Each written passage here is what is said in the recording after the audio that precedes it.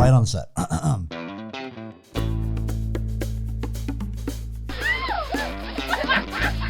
Ladies and gentlemen, welcome to the Let's Poddy podcast with your host, Benji Weatherly. It's the podcast where you learn absolutely nothing.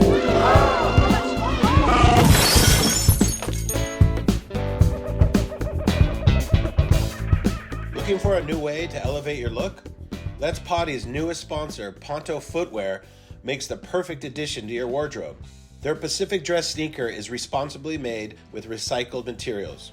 And with its water-resistant and slip-resistant design, you'll be ready for anything. Use our code PODDY15 for 15% off on your order at pontofootwear.com. Restart? That sounds like a really good thing when I'm in a heat. No, you know what's funny about that word is I've had more restarts than anyone in the history of the ASP. Okay, let's try that. Okay, let's start over. God, the beginning was so good, but we did something that Taylor just admitted that he's had more restarts in the WSL than anyone in the world. And was it because you were lazy or because you didn't like any of the ways that came? If I was lazy, then the guy with me had to be lazy too, yeah. Right? Or were you guys just battling so much for the little teeny waves? Was it because they're too small or they're just little lulls when you got... No, it was like 6 foot pumping lowers. Oh, no. Yeah. Taj and I had a heat where we had 2 restarts back to back. And I had this, it was just pumping all day. Like, might have been the year that Kelly had the hands on his board, you know, the best year he ever surfed there. Yep. Mm-hmm. And I was like, okay, I'm going to go out there. It's sunny. It's the middle of the day. It's a little windy, but I'm going to wear like a wetsuit jacket. I'm not going to wear a wetsuit and trunks. I'm going to be free. You know, 2 I'm just going to be. Restarts with trunks. I mean, I'm like swivel hips. And then I get out there, me and Taj, and we're waiting. And it went flat as a lake. It was at the peak of the tide, and I'm like, oh my God, 15 minutes, I'm freezing. I'm like, and okay, Shea Lopez was in the heat before it had like 10-foot bombs for 45 minutes straight. Barreled all the way down the point, and then me and Taj paddled out, and I was like the human channel. I mean, they were like, okay, went through 15 minutes. We're gonna restart your heat. Great, all right. Here we are on the second restart. It doesn't go again for now. I've been out there 30 minutes, and my swivel hips turned into frozen hips, and I couldn't even surf by the time a wave. How nervous were you when the first set finally came and you're like, oh, I was shaking. My lips were purple. Like, Taj was like, you should have wore a wetsuit. I'm like, now you're playing mind games just like Kelly. Dude, I had to start over because the beginning was so great. But, yeah, Taylor Steele told me, you know, like, we got to interview Knox and just ask him about all these different things that no one knows anything about. And the one thing that I don't know much about is your soccer career when you were a little kid. It was short-lived. Short-lived. Yeah. But like you're living in Oxnard or was it Ventura? What town? I was living in Oxnard Shores. Oxnard Shores. That's where I learned to stand up on a surfboard. And I kind of interested in that. Like your pops and your mom lived together when you were little, or were they already apart? No, they were separated. My parents, my biological dad separated when from my mom when I was like 18 months maybe. Okay. So then she meets my stepdad who, when I was 6, I believe, and he was living right on the sand at Oxnard Shores. And we were living in Newberry Park, Thousand Oaks. Okay. So we moved to the beach, and I hated it. I cried for like weeks and weeks. I hated sand. It stuck to me. You know, whatever. Just hated it as a kid. I was a mountain guy. So anyway, we get to the beach. I start to love the ocean. I'm boogie boarding, you know, like in the shore break, whatever. And then these 2 younger guys move in across the street, and they're really good surfers. They're probably in their late 20s, you know, studs, and they're out there ripping and getting barreled. And one guy's name is Tom Power, and one guy's name is Tom Kern. And I'm like, this is before Tom Kern hit the scene. This is the real Tom Kern? This is the original gangster one? No, this is the OG Tom Kern before Tom Kern, world champion, came into the scene. Wow. They lived down in Oxnard, huh? No. Or they were coming in from... Interesting story. Okay, so yeah, I'm borrowing this board from these guys because I don't have a board. And my parents are like, we don't have any money. So the guy's like, oh, I'll let you borrow this board, this 8-foot orange single fin. And it had just one sticker in the middle of it. It says Jesus. And I would paddle Jesus out, and I would like get worked and, you know, whatever, stood up on a couple waves. But I kind of caught the bug. And I would go and ask for Jesus all the time and knock on the door. And then Tom Kern would answer, and he's probably annoyed with me because it's early in the morning and he's working construction. all right, kid, here, take the board, whatever. He's going to go back to sleep. Well, that guy, Tom Kern, ends up to be Timmy Kern's uncle. Okay, God. So I was confused. I thought you meant real Tom Curran. Tom Curran. You can't say that name, but with an A. Tom Curran. You didn't know that Timmy Curran had an uncle named Tom. No way. I didn't know that. Yeah. Okay. So my first board, before Timmy was born, I was borrowing a board from his uncle. Wow. Yeah, and so he's still friends with Tom Power, who was the roommate. And those guys took me to my first surf movie at the Ventura Theater. Which was that?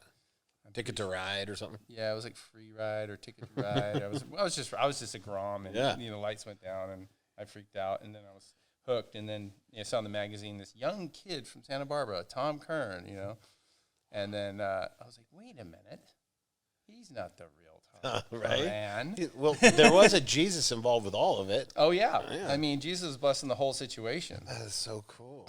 And that's how you started on this. It was a longboard. Yeah, it was a single fin. Single fin longboard. And then when did you decide, more like a gun, like a pointy a rhino pintail. chaser? Yeah, for me it was a total rhino chaser. You would have needed it this week. I know. I would have wrote it out at one time. And then and this is your early, not even teens, right? You're just no, I'm in third grade. So 8, 9 or 10 or something. And then those waves, God, you got kind of lucky living right there, though. That's silver, we won't say names, but like down in that Oxnard Shores, that's some mean waves. Yeah. To begin on, right? Yeah, it wasn't really user-friendly for a child. Right. I could only find one friend that would actually go out there with me. That's so cool. I don't think he even liked it. But, and then I went to Kern Elementary. I was surrounded by Kerns my whole life. It was called Kern? It was called Kern Elementary? Yeah. What in the F is happening? That's incredible. So you just thought that was part of the surf culture, was you had to be named Kern if you wanted to surf kind of thing. Exactly. And then the Jesus, it all started to come together. Yeah. And then when did it click that you're like, yeah, I think I'm going to get a shortboard, and I think I'm going to get that rip curl wetsuit that the guy from Santa Barbara, Kern, was wearing? Well, that's an interesting story too, because we moved from the shores over to Port Hueneme for 2 years, and I got my first custom board from my uncle. Remember how big it was? It was a 6-channel twin fin 510, and I had my uncle put the lightning bolt on it, even though he shaped for harbor surfboards. You just needed it. I saw a picture and I sent it to him, like, can you just duplicate this airbrush? It was a Town and Country board. I love how channels were a thing back then. Like, you had to have channels. Oh, You're not going fast on channels. I'm automatically going faster than you, and we're not even out there. The Glasser and the Sanders were like, oh, shit. Yeah, we're going to mess this board up so you guarantee you hate it and never order another one. Exactly. But I remember when because you're a little bit older than me, and you had, it was right when you started to come into your own. We were kind of skipping along here, but you had a pretty bad accident. And what's funny, and all of our friends I've asked just to kind of get the insight on the accident. Was it a car accident you got in, a really gnarly car accident? I got in a car accident. That's why I have these scars on my face. That was when I was 6. Oh, that's when you were a baby. Yeah, I was 6. I thought it was when you were a teenager. I was sleeping on the window. My face was on the window, and the truck hit my door. So that's why all the glass only went in half my face. And then what? I thought, didn't your back get messed up from it, or is that a different accident? That's different. Okay, so that's why I'm so glad you're going to break this down. I've known him for 40 years, and I never ever knew the whole story, but it's such a cool one. I can't wait to hear this whole thing. I didn't know it was a baby accident with your mom driving. Oh man, it was the worst day of my life. So I got cut by a rusty nail. And I had tetanus going up my leg. So I had to go get a tetanus shot. 6 years old, right? And I am terrified of needles. I hated needles. And I heard those ones hurt. Yeah. And so my mom was like, well, you got tetanus running up your leg. We're going to get you that shot. So she drives me in the VW Bug. We only had one car, so we had to share it. My dad, between work and all that.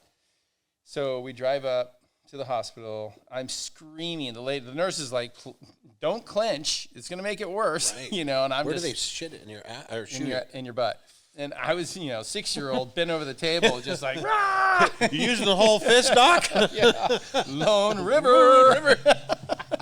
Oh my God. So that thing went in and you were like, I'll never talk to my mom again. Yeah. And so I made my butt was so sore I couldn't sit down because the springs in our seat were really hard and it was just killing me. She's like, all right, fine. We're going to stop at Grandma's house and get you a pillow.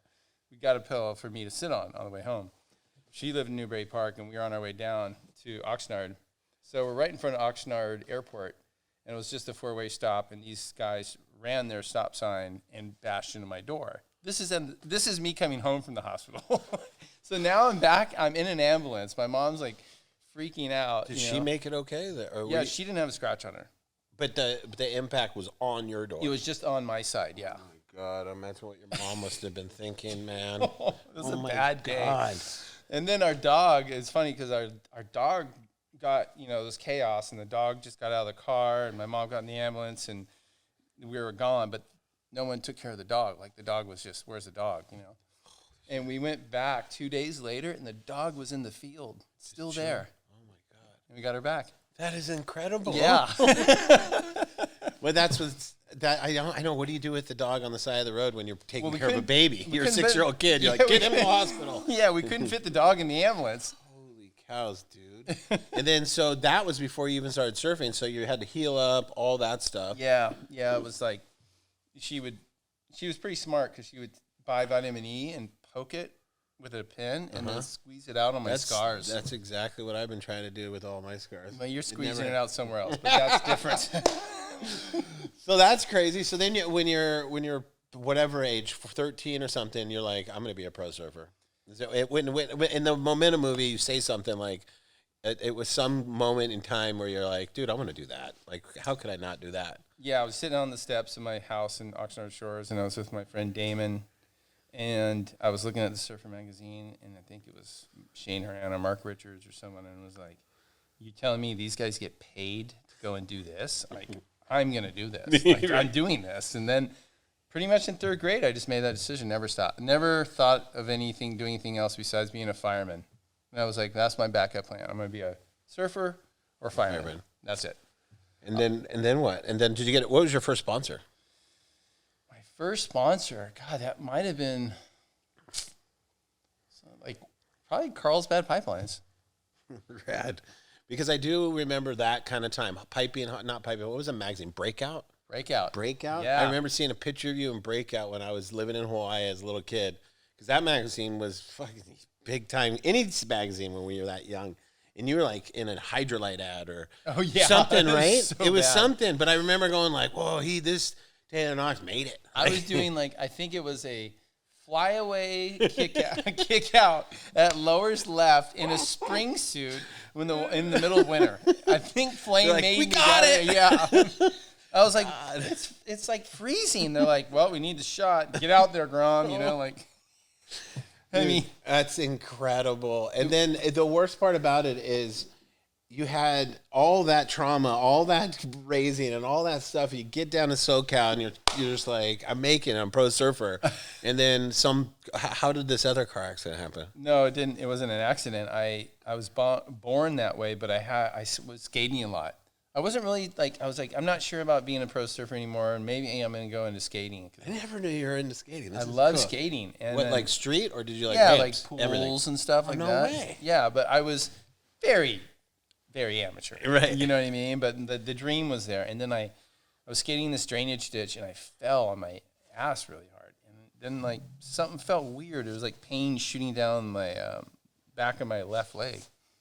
And then after 6 months, I was like, Mom, I have a hard time sitting in the seat at school. Those hardwoods, And she's like, yeah, I'm sure you do. Right. You're only 16. You're a little buddy. And one day I just I couldn't get out of bed to go to school. And I was like, Mom, I'm stuck. I can't move. And I was in pain. Went to the chiropractor. And he tried to adjust me, which made it worse. Ooh. And then they're like, okay, let's get you an x-ray. And then they saw the x-ray and they're like, oh, you have a spondylolisthesis, which means as I grew, my last vertebrae kept sliding out till it was like this. And so then extreme scoliosis, even more so? No, scoliosis is I have that too, but it has that's when the back's going like this.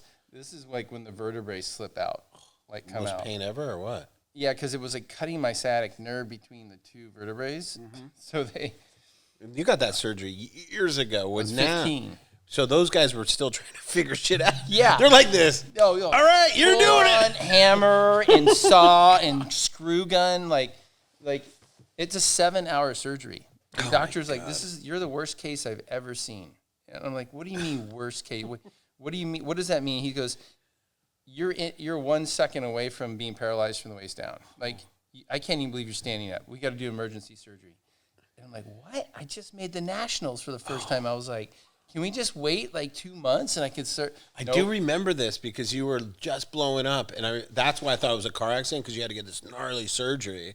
And you're riding for OP, I think, right? Yeah. I was on the national team. We're all sponsored by OP. Oh, is that Body why? Glove. Yeah. But you were the guy, and I remember that. And that's what makes this story so great. And that's why when you have a little injury and you think, oh, I can't do this with my life and stuff, that's why I've not to be corny, but your story is so inspiring, because not only did you start as a surfer that I was always like, I don't know about his style. It's a little bit jerky and this and that. And when you got on Rusty, and me and Taylor Steele are, he's the most honest guy in the world, that is to a default. Yeah. He'll make you feel bad. But I'm a dick laugh. too. He'll say and he'll it with laugh. He'll be laughter. like, hey, you used to be shitty. You know what? You suck. But can't really hey, surf, but you're a nice good guy. But we talked about it, and it was a weird turn of events, because I wrote for Rusty too, and so did Kalani. We all were like, Rusty was the shit. And you came out of nowhere and signed this big deal with Rusty. And it was right when Taylor's movies. It was Momentum 2, I think, right? Yeah. And you went from like a guy that obviously we all were like, fuck, he's such a great surfer. And then all of a sudden, I want to know where you went. Did you go to Mexico? Did they shoot fucking something into your dick? I don't even know.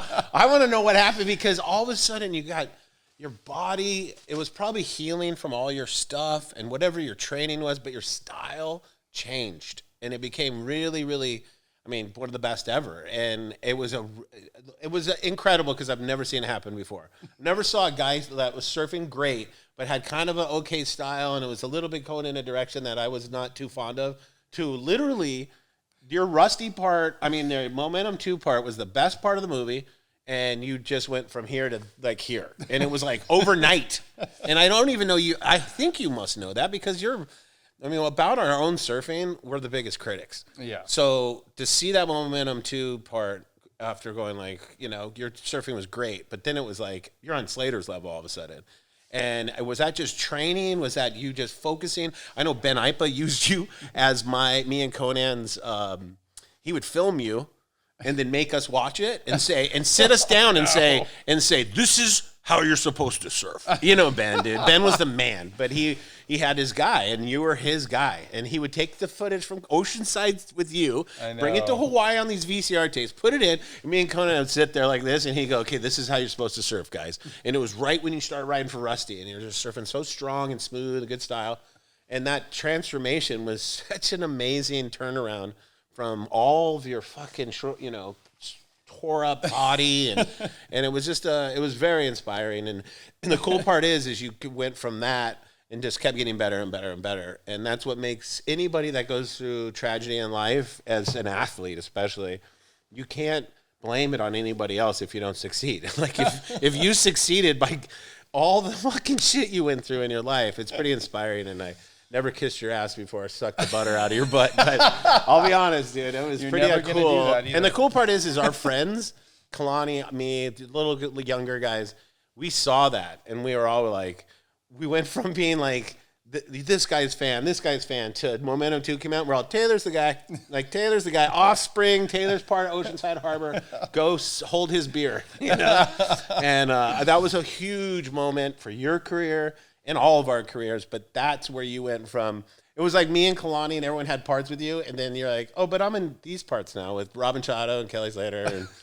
And that was what I was up against. Yes. You know what I mean? Like, yeah, that's true. I was thinking like I was going to get a little part. I was hoping to get a little part in just a few waves. Mm-hmm. I was like, I got one in Momentum, I think, maybe one wave, and I was like, oh man, I want to get 5, And so I would call Taylor on the payphone, I'd have to find a quarter. I'd be like, dude, Oceanside's pretty good. You should come down here. He's like, really? He gives a lot of money in gas if I drive off. I'm like, yeah, it's pretty good. And I'm like, so he would come, and I would be like, wow. And then I wouldn't know. Like, he would just leave, and I wouldn't see the footage. I'd be like, well, I don't know if hopefully I got. So you didn't see your part until the movie came out? Yeah. Oh, how cool is that? And like, you had no idea. How good did it feel when you watched that part? All of us were like, But All that this, I'm part, sure. though, is still your best part. I mean, a lot of you're gonna probably like parts later. We always do like parts later because our surfing to us is better.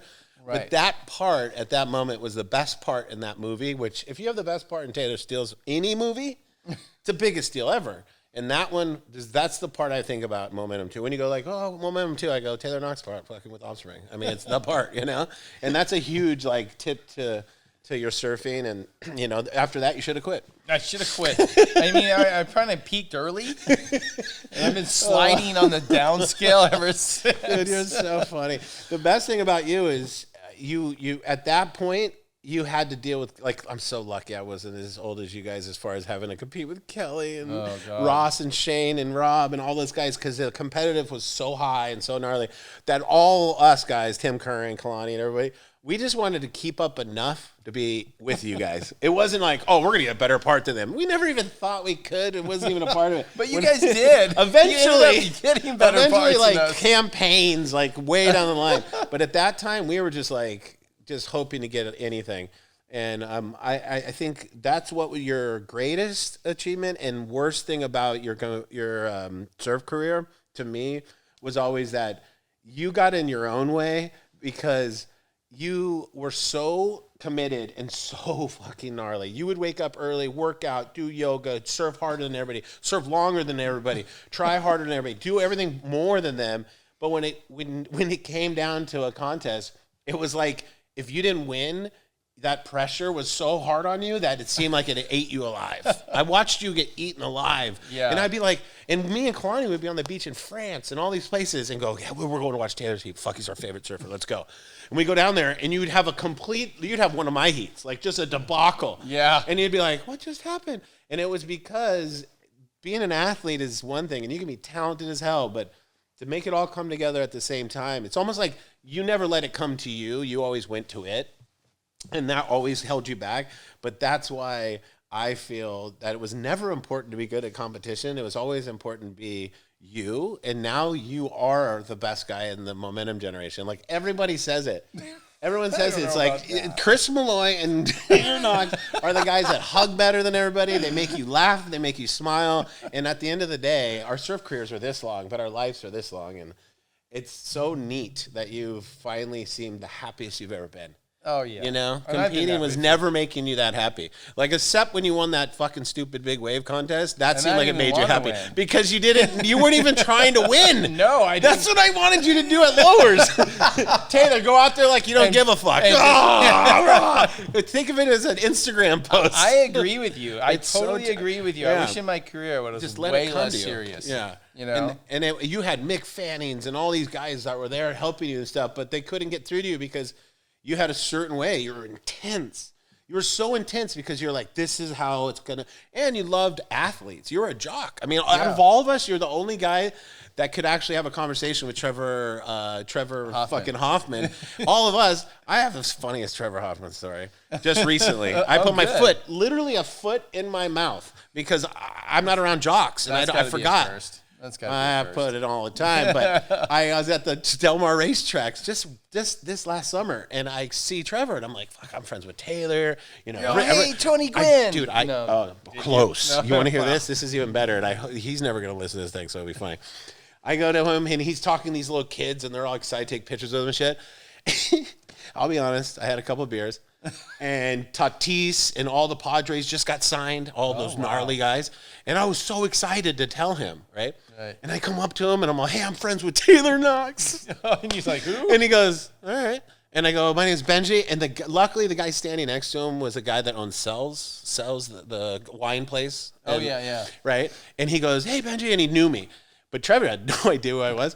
And I go, Trevor, how cool is it the Padres are finally good? And you get it. Like, right away, he starts laughing. I didn't know that was a bad thing to say, right? Of course it's a bad thing to say. This motherfucker is a Padre. And they went to the World Series and shit. But it's been 20 years, it feels like, or something. And I go, how cool is it that they're finally good? And I swear I've never seen a man do this to me.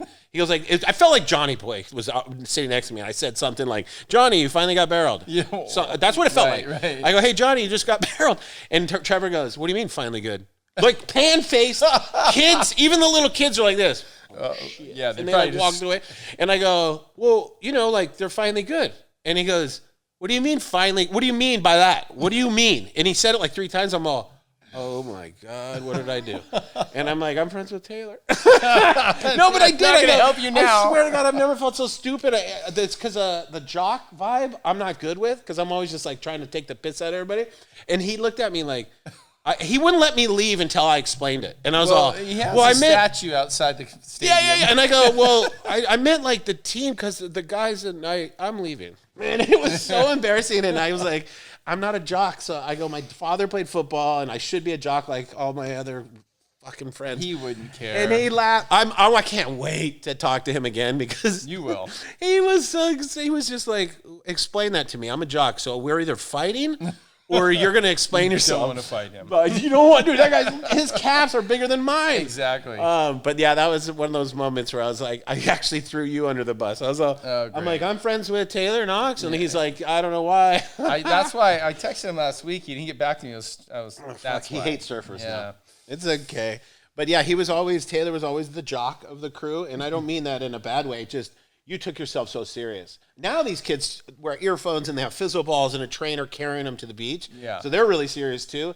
But it just seemed like that kind of hindered basically the fluidity, because the reason I loved your surfing and still do is because of the fluidity. And so in the heats, it seemed like that would go away and it was more of trying to beat somebody instead of you just fucking surfing like how you do free surfing. Yeah, I was overthinking it. I was in my head too much. And it almost seemed like every time you got more, you would think about it even more. There was this heat at Trussell's, and I was with Kelly. It was for the best Trussell's I've ever seen. In your first wave, dude, I think they gave you a 10. It was like a 9 point. You'll probably remember this heat. It was like a 10. It was like the best I've ever seen you surf in a heat, and the waves were perfect, and it was your home break, pretty much home break. You go there every day. And I was like, here we go. I go, this is going to be Taylor's event. And he didn't catch another wave. Remember? He was like, you lost with a 10. I was like, no. No, that actually happened to me against Timmy Kern. I had a 25-minute heat with Timmy and someone else. It was a 3-man heat. And within 30 seconds, I had a 9.5. I had 24 minutes. I'm like, sweet. All I need is like a 5 or a 6, you know? It's down. It goes flat. Even Timmy's like, dude, I can't believe this. It's just flat out here. It's just not breaking. As 3 minutes ago, I'm like, oh, I need a 3. No, I need a 2.7. I'm like paddling at the rocks. I'm literally like going to churches from me to the camera off the rocks, and Timmy's like shadowing me, so I can't catch a wave. No. Yeah, it was unbelievable. He's like, sorry, Jesus. And I lost with a 9.5 and like a 1. I think that was the heat I watched. It's the story of my life. Ugh. Even the contest that I surfed in, the big wave contest, I won 50 Yeah, grand. let's tell people about this, because eventually, Annie, I want to put this story. There's a photo of him on the biggest, maybe the biggest wave that's ever been ridden at Toto's. I mean, I think so. Just the way it hit the reef and everything. I mean, 50-foot wave. They called it a 50-foot wave, right? According to 52. 52-foot wave. And this was when No Fear, I want to say, right? Yeah. No Fear had a contest. No. It was K2 Challenge. K2 Challenge. Yeah. And it was the biggest wave of the year. You could have caught that wave anywhere. Anywhere in the world. Yeah. And this jerk goes out to Toto's, and he's going out there with Parsons and all like the big wave guys. Riley trunked it in his first heat. Sean Bradley trunked it? Yeah. We got to interview him about that. No, but tell the story about that. You jump off the boat, it's macking. Yeah. And what were you thinking? Like, I'm just going to try to get one. I told Snips, I'm like, I might not catch a wave. I love that, dude. I love this story. I might not catch a wave. You're going to catch a wave. Believe me. If I'm in the channel, you better go catch a wave. And you paddle out further than everybody, or you stay inside a little bit? I made the first heat. I caught a couple bombs. I was stoked. And then I'm like, God damn it, I advanced. So I got to surf again. That sounds like me. I was like, oh, man. I got to do it again. So big. I saw Terrence McNulty get dragged underwater. I'm not joking, like 500 yards before he came up. And he was fearless out there. Fearless for 10 years. Terrence owned it out there. And he came up white as a ghost. He's already very white, but he's Irish. Yeah. But I've never seen him have fear in his eyes. And I was like, oh, if he's got fear in his eyes, then it's scary out there. It's scary out here. And then I paddled out. I ate it on my first one really bad. And Brock and Snips are like laughing and laughing at me in the channel and clapping, you know. And my Snips just goes, just paddle deeper in everyone and go on the first wave that you see. That's what I did. Holy cow! So it just didn't think about it. Just went there. You were wherever you caught that wave was the only spot you could have. He's caught like, that oh wave. yeah. I mean, he said something like, well, if you can live through that, you can live through anything. Just go. It's so awesome. And then now you're going to see right now on the screen, it's such a mental wave. And I remember you got it, and it was a cover, I think, right? Yeah. Did you get a cover? I got a cover of like 7 magazines. Yeah, and it was just such a moment in time. And it was cool because coming from San Diego, I luckily got to grow up in Hawaii, so I always had just like a different feeling. But growing up in San Diego, it's really hard to just all of a sudden be a good big wave surfer. I mean, that's what makes it so cool is like if you don't grow up at Pipeline or you don't grow up in big waves, it's hard. It's a really scary thing. And you got the biggest wave of the year, and every one of those big wave guys was like, but he's the contest guy. Yeah. He's the guy that does I'm airs. like the tour guy. I'm like, I don't even want this award, That was you know? so badass and so cool. It was cool for our crew. I remember all of our crew being so proud of you. Because it was like, you know, we're all shortboarders at heart, and we all were trying to progress shortboarding. But the fact that you won the Big Wave Award before Shano and all these other gnarly big wave riders was so dope. And I remember that poster, man. That thing was absolutely out of control. And you rode for No Fear. Yeah. That was, I mean, what a Ironically. ironically. They right? must have just been like, sign him again. Yeah. Like, what a cool thing that you rode for No Fear. I remember some of the shirts that you would wear. One was like, if you ain't first, you're last. Yeah, yeah. You had a chicken like this and a pussy. Or I something. know. I was traveling around with Sunny. It's true. It's funny. Yeah, I mean, it was like we were on tour together. We'd stay together. I mean, we had so much fun, though. We were like, you know, because Sunny would want to, like, race cars, so I'd be out there racing cars. You know, they were like, what do you want for a bonus? And I'm like, you had a sweet Impala. I was like, I either want your Impala or I want to fly with the Blue Angels. And I thought, Oh, my God. and if you Now we have to play that video during this podcast. that Still maybe the best is video the I've ever funniest seen. thing. It's you've the ever funniest seen. video I've ever seen in my life. Did we play it the other night when we did our little thing? A little bit of it. A little bit of it? Yeah. We're going to play that right now. It's on right now, and you guys better just calm down, grab popcorn, and watch this video. It is so funny. He's in the back seat of the Blue Angels. And this is peak No Fear. Taylor just won the Big Wave Award, and he was, you know, I'm not going to say macho, but he was a man's man. Like, that's why I call him a jock. He was like, what's up? You know, like he had blades and shit. And it was like pretty, what's up? Blades. Yeah, he still had blades. Yeah. He did have blades on the other day. Yeah. And he's in the back of the Blue Angels. It's the funniest video. It makes me pee my pants. Blacked out. And the guy's like, times. the guy's talking to him so nice, like his father's on the line, like, all right, Taylor said, we got a beautiful day out today. Look at those sun. Look at the beautiful. Hey, are you ready? And Taylor's like, that's right, man. Let's do it. And he goes, all right, now here we go. Whoop. And he'll go into a turn, and Taylor's like, Yep. he's like like blacked out. blacked out like this. And then all of a sudden he's like, are you okay, Taylor? And he's like, yep, everything's good. I'm good. Everything's good. Yep. And then he's like, going again. It's the best video in the world, and I pray to God we're allowed to play it. It's in your movie though, right? Your actual movie. Yeah. So we'll go into that too. So he has his signature movie called Arc, and it's in there. And we had Landis made that, right? Josh Landis made that. And filmed most of it because I really wanted to do a movie on 16 mil. So we shot that on 16 on film, which cool. I wanted, and we did the whole thing. I think the budget was $35,000. Wow. That's exactly how much my parking tickets come up to right now. I mean, honestly, that's pretty incredible. That's with your film, bar tab. That's insane you did that with film, too. Yeah, we'd be like, okay, we only have this many rolls. And he's like, if you're not feeling it, we're not going to shoot it. Yeah. And I usually be like, are you feeling it today? I'm like, I'm feeling it. Let's do this. Wow, that's so funny. That came out really cool. That was part of Channel Islands, too, right? Wasn't Channel Islands a sponsor of that? Yeah. That was when Al was really, when I had the American flag on the board. That's right. Yeah. So what's the plans now? We got Viore sponsoring you, and you do yoga. No, I don't do a lot of yoga. I do this I do DNS. Oh, that's right. Talk about, he has your own training. I do a training that's from Prague. It's called Dynamic Neuromuscular Stability. So it's DNS. And I've been doing that with a guy named Mike Rintala here in San Diego. I've also been doing a lot of ART with a guy named Gino Cinco. So those two things have really helped me. You know, I just had my 3rd knee surgery, have a partial knee replacement.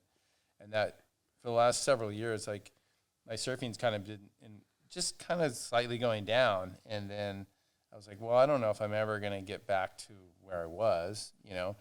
After this big surgery I had, And Dr. Kramer was like, hey, I got this new robot. It's going to do your surgery. And I'm like, all right, let's do it. Is that a real thing? Yeah. A robot now? Yeah. Jeez. So a robot like went in there and routed out my knee. And like, you feel good now? I feel really good now. Yeah. With your injuries, if it happened to me, since I'm so lazy, I would look like John Candy on a bad day.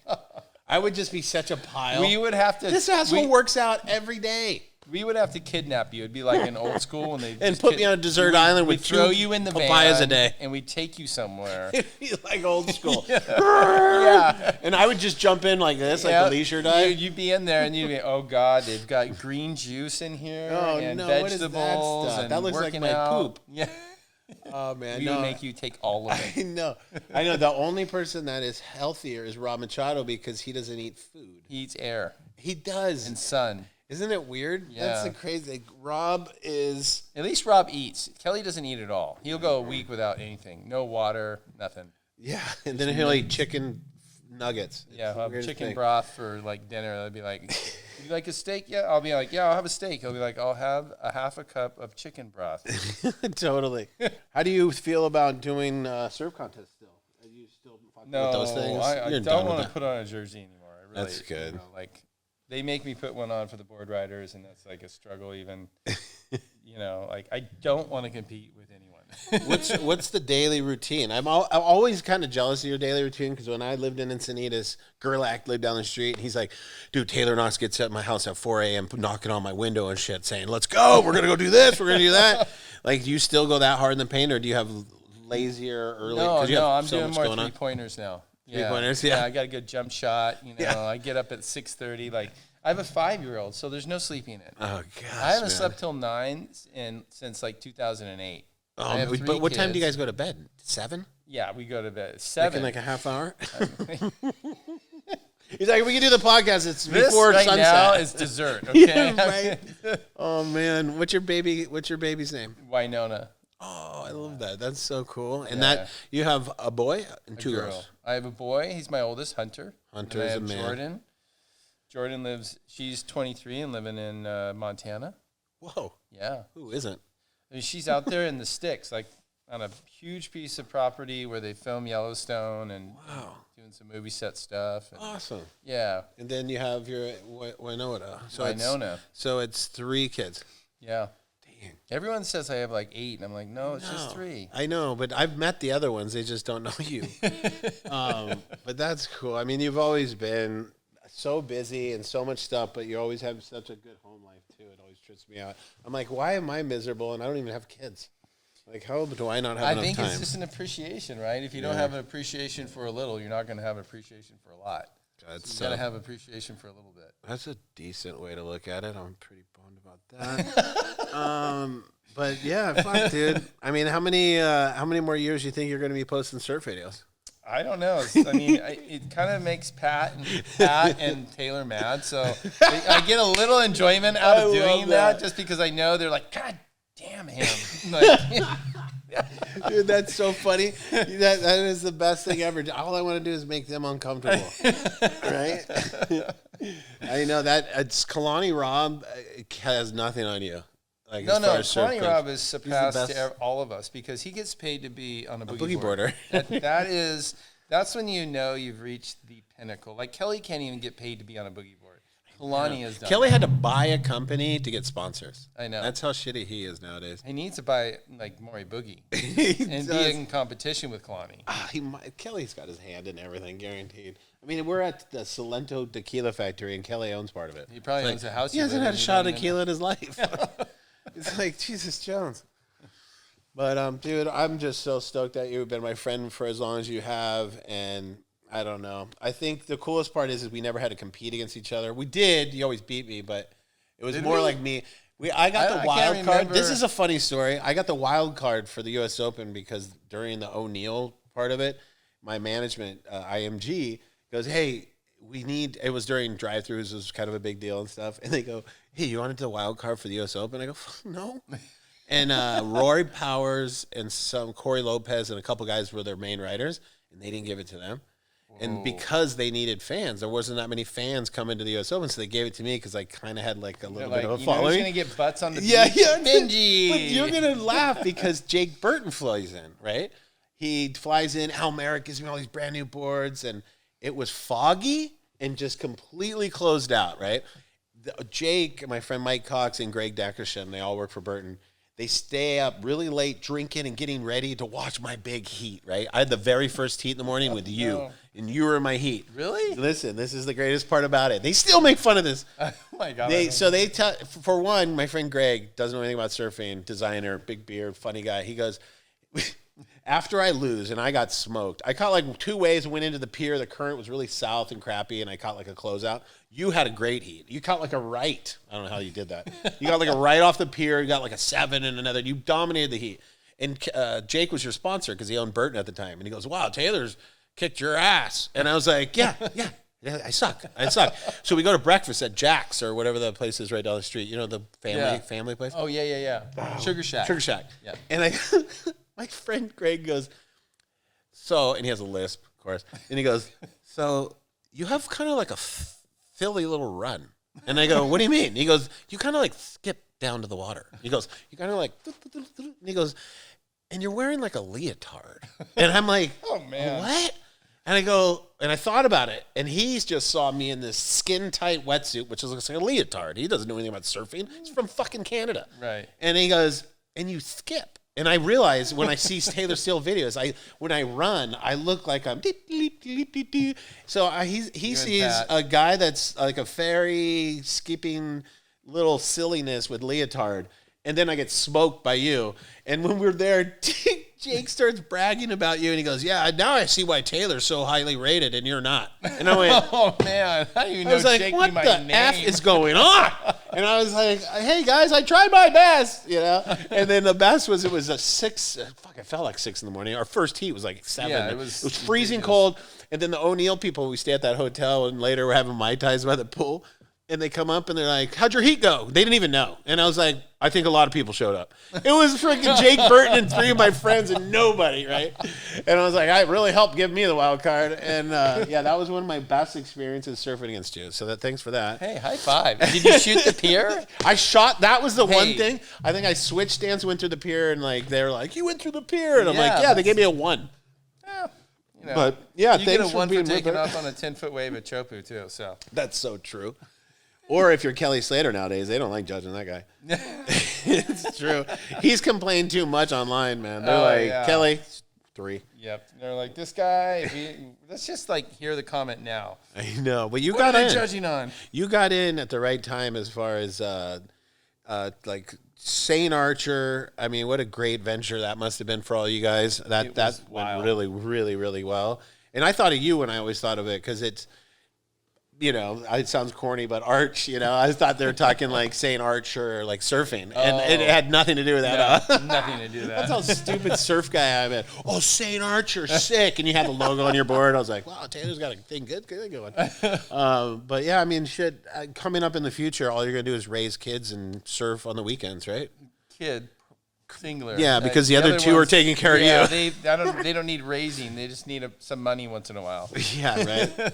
In Montana, she just needs hides to keep her warm. Yeah, we had to get her like the warmest jacket. It was some like $800 jacket. And, you know, I'll be like, well, what's that? Oh, it's 6 today, 6 degrees. I'm like, yeah, it's 70 out here. I'm going to stay out here. Visit you in the summer. Right. Have the boards changed that much that you ride? Because for me, obviously, I've gained a little bit of weight. No, not at all. But my boards are a lot bigger. And now I love how they do leaders now. When we were kids, it was 17 3/4 to 2 1/4.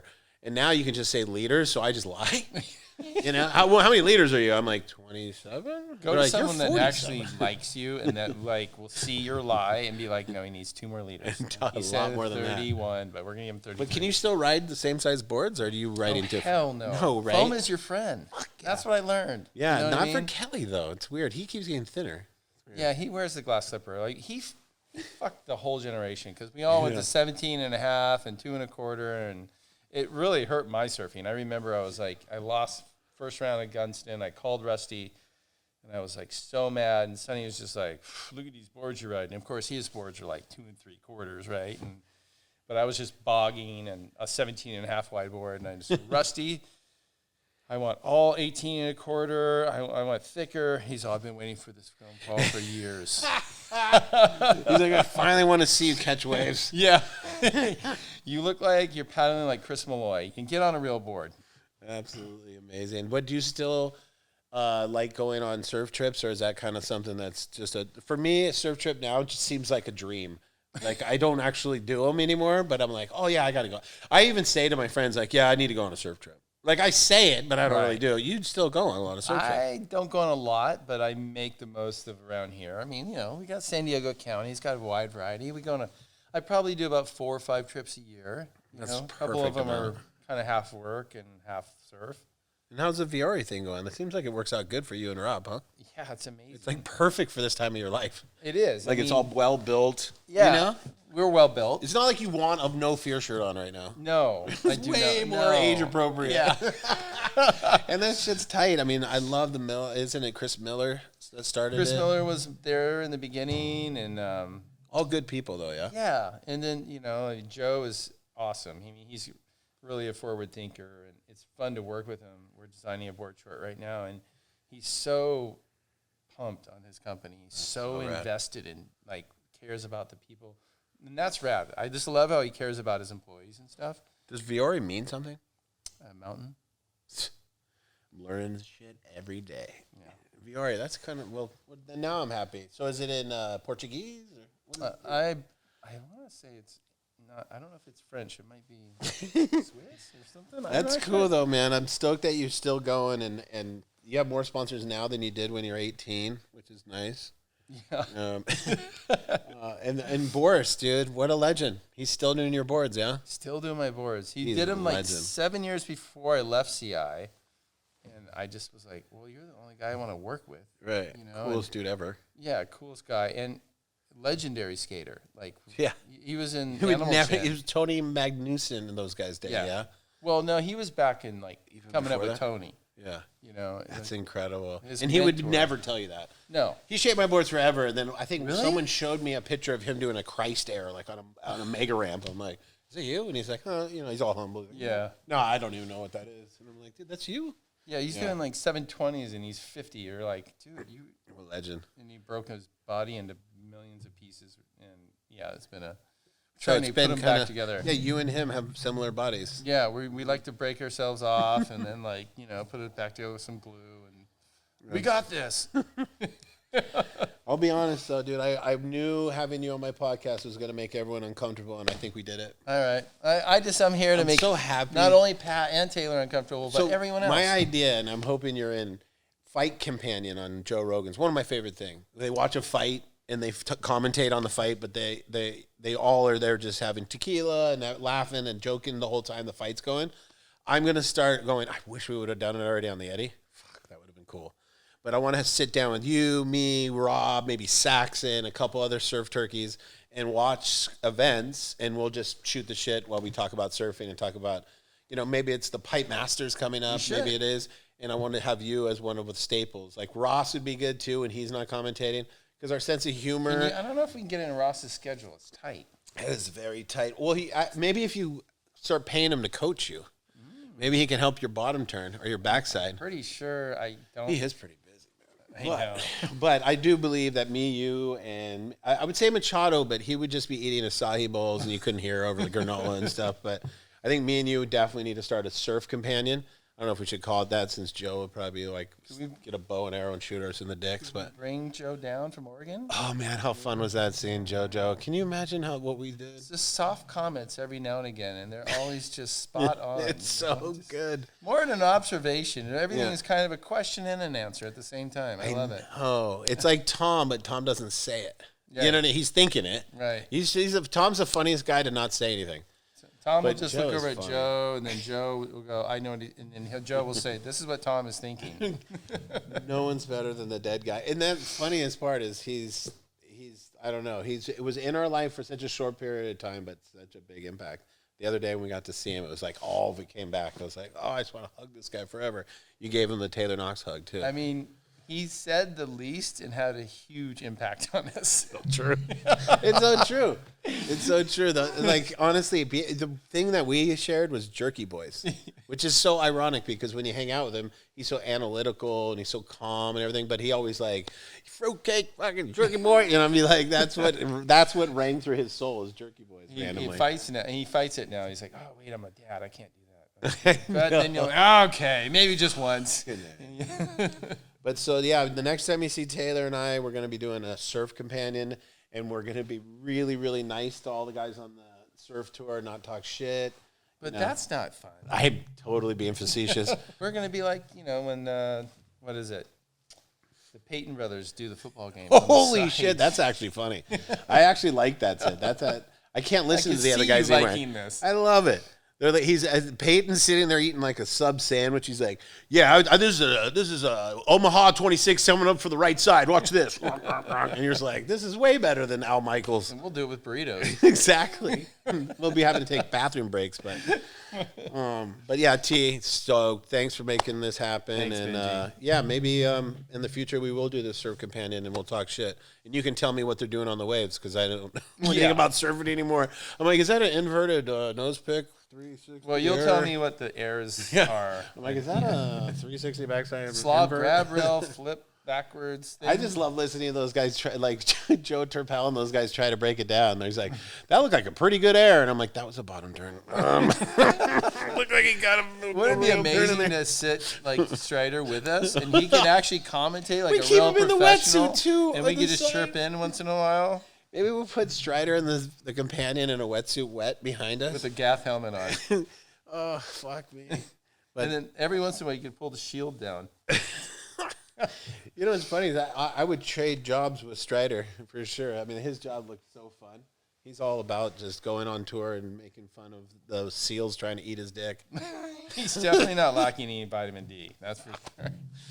They appreciate you, buddy. Thanks Thanks for coming out. Love you long too. time, Kenny. Forever. Ever, brother, forever. Yes. Love you guys. This man right here. Hopefully you guys like listening to Taylor's story because I sure did.